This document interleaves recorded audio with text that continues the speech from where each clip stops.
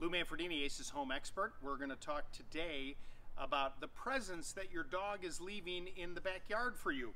Namely, the spots where it kills the grass because of, well, they're doing their business right here. You know, kind of the old adage of if you have a female dog, it kills the grass, and if you have a male dog, they tend to kill the bushes just because of, you know, how they do their business. So the issue here is that the urine actually reacts with the grass and then it kills it. One of the things you want to first do is scrape up all of that dead thatch, and look at how that grass and that urine, what's in there, has just caused that to kill off that grass. And so you want to remove that because that can hinder your ability to grow the grass. And you're just going to remove that. Now, there are a bunch of different products you can find on the marketplace. This is under the EZSeed brand that Scott's makes, and it's designed for those areas with pets. And it's a special blend. It's a fescue grass, which is a very durable blade of grass. Now, depending on the type of grass that you have, you may notice that it might be a little bit different. If you live in an area where you have a lot of Kentucky bluegrass, fescue looks similar, but it's more durable.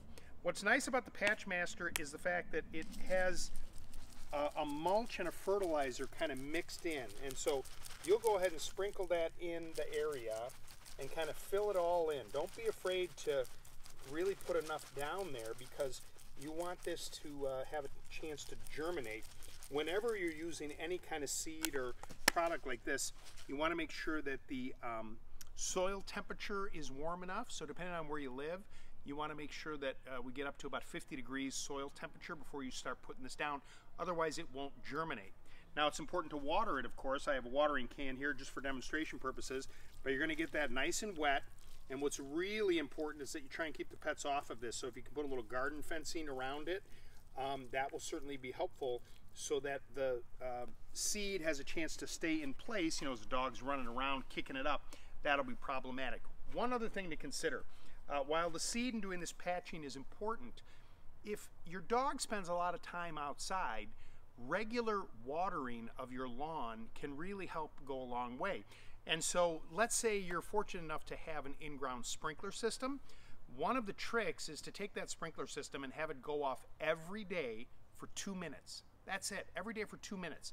Now, your regular watering cycle would be longer than that, but if you did it, let's say in the afternoon, where it went off and just got the grass damp enough to neutralize the urine that would be inside the soil, that will be super helpful. If you don't have a sprinkler system, but have a hose and a sprinkler, you could set up a sprinkler and a water timer, and the same thing, have that go off for 2 minutes every single day, and you'll be amazed at how much better your lawn looks. Remember, Ace is the helpful place.